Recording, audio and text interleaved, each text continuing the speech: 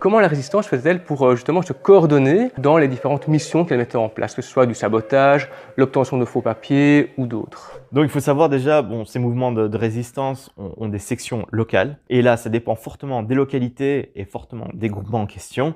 Certaines sections sont fort indépendantes, d'autres le sont beaucoup moins. Pour certains groupements, l'ordre vient directement de l'état-major. Et là, ça va être une petite équipe qui va être mise à contribution. Pour les sections locales plus indépendantes, et là, ça peut être par exemple des sections du FI qui agissaient parfois de leur propre chef, c'était autorisé. On a par exemple le très beau cas à Bruxelles de la brigade mobile, qui était composée en grande majorité de juifs et qui agissait de manière relativement indépendante de l'état-major, même s'il y avait quand même des autorisations qui étaient demandées, mais c'était une brigade qui faisait beaucoup d'attentats sur personne, par exemple.